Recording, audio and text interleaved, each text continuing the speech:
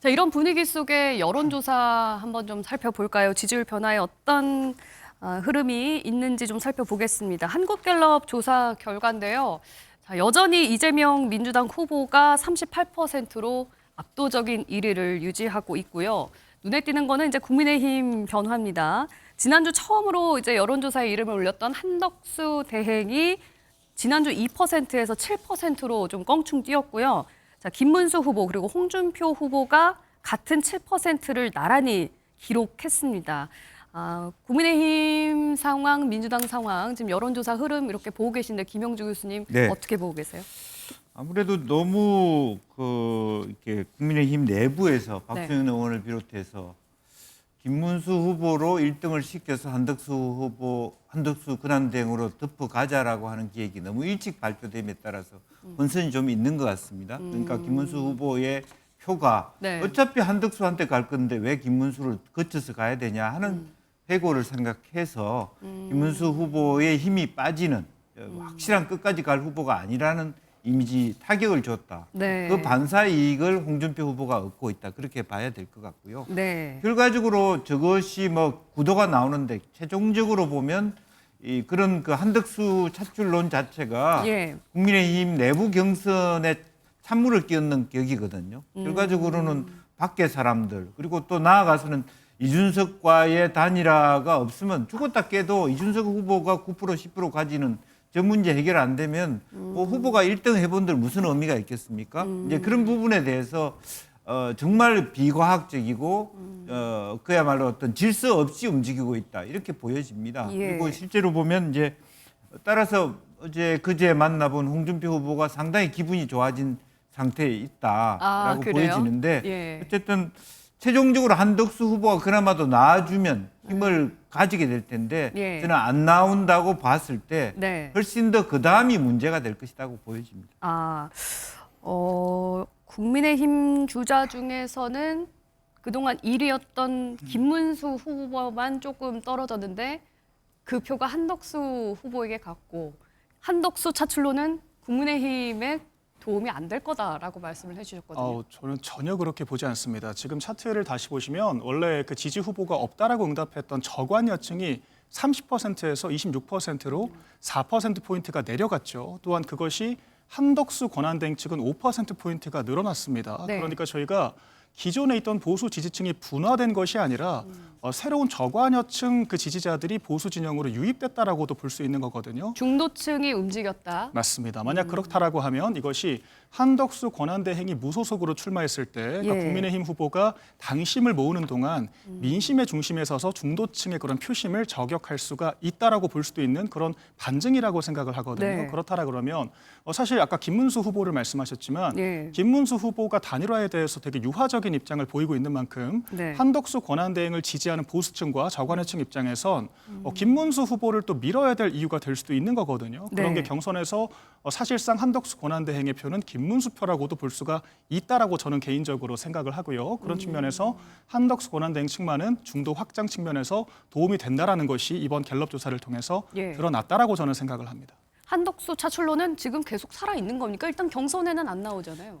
그 차출이 아니죠. 네. 뭐 쉽게 말해서 한덕수 대행이 출마를 할 것이냐 출마하지 않을 것이냐를 이제 본인이 선택을 해야 되는 것이지 우리 당에서 우리 당의 후보로 차출하겠다는 그 가능성은 별로 없어진 겁니다. 그러면 무소속으로 나와서 나올 가능성. 후보 단일화를 김문수 후보가 제안을 해야죠. 경선에서 김문수 후보가 승리할 가능성이 아직도 굉장히 많기 때문에 네.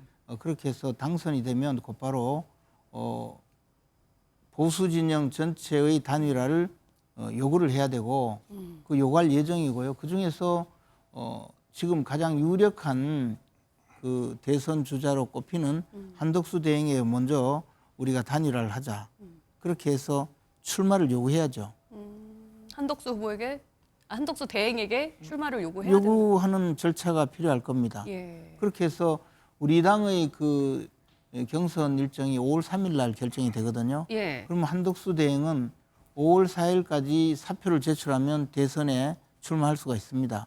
일단 나올 거라고 보시는 건가요, 그러면? 저는 뭐 나올 가능성이 굉장히 높다고 봅니다. 네. 그렇게 해서 5월 4일까지 이 출마 절차를 거치면 그 다음에 후보 등록까지 시간이 좀 있거든요. 예. 그 기간 동안에 단일화를 할 수도 있고 만약에 그것이 안 되면 무소속 후보로 출마해서 선거 기간을 가지는 중에도 단일화 가능성은 충분히 남아 있다고 봅니다. 저희들은 그렇게 해서 예. 이 국민들이 지금 갖고 있는 다양한 그 의견을 모두 반영하는 가장 합리적이고 훌륭한 대선 주자를 내세워서 오로지 개인적인 그 욕심과 비리와 또 자신의 사법적인 문제를 해결하기 위해서 대선에 출마하는 이재명 대표를 꺾을 예정입니다.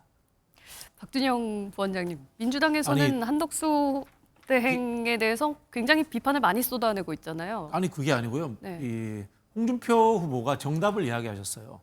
공정하게 객관적으로 대선 관리를 해야 될 사람이 특정 정당의 후보로 거론되는 것 자체는 지금 국정 자체가 정파적이다라는 증거가 되는 겁니다. 사실은 이분 나오실 거면 지금 사퇴해야 되는 거예요. 왜 양심이 있는 거예요.